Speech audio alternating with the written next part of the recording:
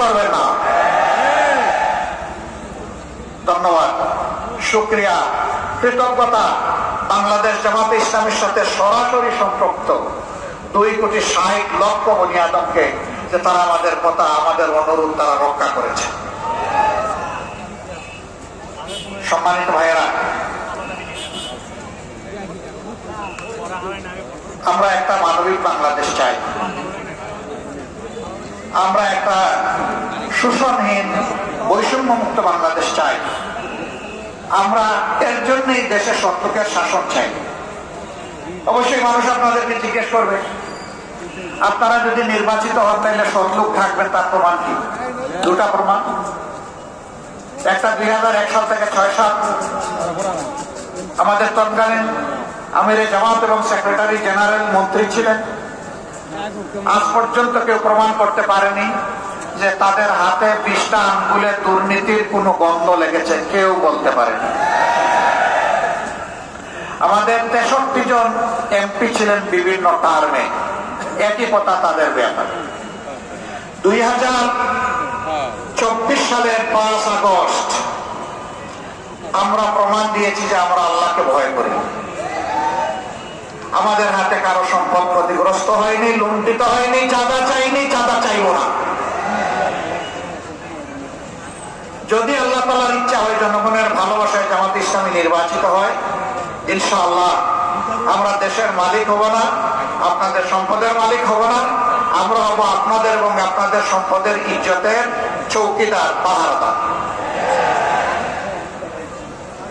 আমরা পাহারা দিব, আমাদের জনগণ রাতে শান্তিতে ঘুমাবে। আরেকটা কথা ভেরি ক্লিয়ারলি বলতে চাই, ধর্মের কারণে কারোর উপর সামান্য কোনো আঘাত আসুক, বৈষম্য হোক, তা আমরা বরদাস্ত করব না।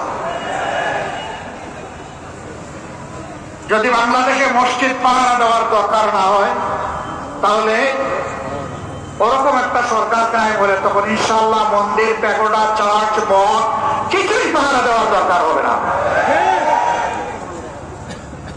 যারা এদেশে জন্ম নেবেন, বসবাস করবেন, তারা সকলে এদেশের গর্বিত নাগরিক। তারা কোন ধর্মের এটা দেখার দরকার নেই। রাষ্ট্র ধর্মের ভিত্তিতে নয়, বরঞ্চ রাষ্ট্র যোগ্যতার ভিত্তিতে সকল নাগরিককে তার যোগ্য জায়গায় পৌঁছে দেবে ইনশাআল্লাহ। রাসূল মকবুল সাল্লাল্লাহু আলাইহি ওয়াসাল্লাম যে রাষ্ট্রের দায়িত্বশীল ছিলেন, শাসক ছিলেন, সেবক ছিলেন, যাই বলেন, সেই রাষ্ট্রে এইভাবেই সকল ধর্মের মানুষেরা তাদের অধিকার পেয়েছিল। তবে হ্যাঁ, যদি রাষ্ট্রের সাথে কেউ বিশ্বাসঘাতকতা করে, সে মুসলমান না হিন্দু, বৌদ্ধ না খ্রিস্টান, এটা দেখার বিষয় নয়। বিশ্বাসঘাতকতার জন্য তাকে শাস্তি পেতেই হবে, এটাও বোধ। কিন্তু রাষ্ট্রের একজন সুশীল সভ্য নাগরিক হিসাবে যেই ভূমিকা রাখবে, রাষ্ট্র তাকে ইজ্জতের সাথে বুকে ধারণ করবে ইনশাআল্লাহ। আজকে দেশে লক্ষ যুবক বেকার। বেকারত্বের হার আমাদের 34%। আমরা এটা দেখতে চাই না। কেন? কারণ একটাই। কেন দুর্নীতি? কারণ একটাই। কেন দুঃশাসন? কারণ একটাই, যে দেশে সুশিক্ষার কোনো বন্দোবস্ত নাই। আজকে সমাজের বিভিন্ন জায়গায় যারা যাচ্ছে, সাধারণ শিক্ষায় শিক্ষিত হয়ে তাদেরকে শেখানো হয়নি, আদম সন্তান, তুমি মাস্টার্স করেছো, তুমি গ্রাজুয়েশন নিয়েছো, তুমি চিকিৎসা করেছো, তুমি প্রকৌশলী হয়েছো, তুমি কৃষিবিদ হয়েছো, তুমি একজন ডিপ্লোমেট হয়েছো, তুমি মনে করো না আল্লাহ দেওয়া মেধা তোমার বাপের টাকায় তুমি হয়ে গিয়েছো। বরঞ্চ এদেশের 18 কোটি মানুষের তোমার ব্যাপারে বিনিয়োগ আছে, তোমার পিছনে বিনিয়োগ আছে। একজন ভিক্ষুক ভাই কিংবা বোন, একজন শ্রমিক আমার ভাই কিংবা বোন, মাঠে কাজ করা আমার একজন মজুর ভাই কিংবা বোন, কৃষক, শ্রমিক, মেহনতি জনতা, সাধারণ মানুষ, সকলেই এই দেশে ট্যাক্স দেয়। আপনি যখনই যাবেন ঔষধ কিনতে, খাদ্য কিনতে, বস্ত্র কিনতে, তখন অবশ্যই আপনার দ্রব্যের মূল্যের সাথে সরকারের ট্যাক্স আপনাকে দিতে হবে। এখানে সবাই দেয়। কারো ট্যাক্স আলাদা করে রাখা হয় না, সেই ট্যাক্সের টাকায় আর বিদেশ থেকে জাতির জন্য ঋণ করে আনা টাকায় এই দুইটাই মিলে দেশের উন্নয়ন হয়। এই ঋণের ভাগ সকলের গায়ে পড়ে, 18 কোটি মানুষের গায়ে পড়ে।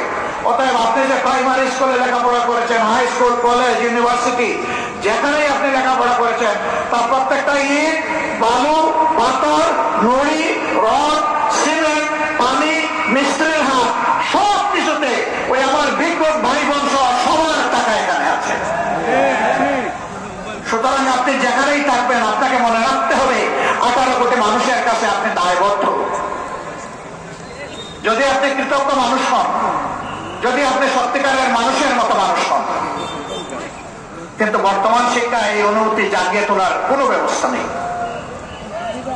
এই জন্য আমরা এমন একটা শিক্ষা ইনশাআল্লাহ দেশবাসীকে উপহার দিতে চাই, যে শিক্ষায় শিক্ষিতরা আল্লাহকে ভয় করবে, আবার দুনিয়ার সমস্ত যোগ্যতার দিক থেকে একেবারে উঁচু আসনে থাকবে।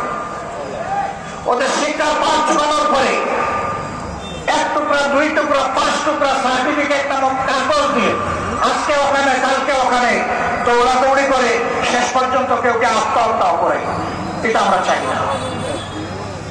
আমরা চাই শিক্ষার পাঠ শেষ, কাগজের টুকরার সাথে সাথে তার কাজও তাকে ধরিয়ে দেওয়া হবে। প্রত্যেকটা যুবক যুবকের হাতকে দেশ গড়ার কারিগরের হাতে পরিণত করা হবে। এই শিক্ষা যদি আমরা সমাজে কায়েম করতে পারি, সমাজ থেকে দুর্নীতি এবং দুঃশাসন বিদায় নেবে। আর এই শিক্ষা যদি সমাজে কায়েম না হয়, তাহলে সমাজ থেকে দুর্নীতি এবং দুঃশাসন বিদায় করা সম্ভব হবে না। প্রিয় দেশবাসী, এদেশের অর্ধেক মানুষ পুরুষ, অর্ধেক মানুষ নারী। জীবনের তাগিদে, প্রয়োজনের খাতিরে নারীদেরকেও বিভিন্ন পেশায় নিয়োজিত হতে হয়।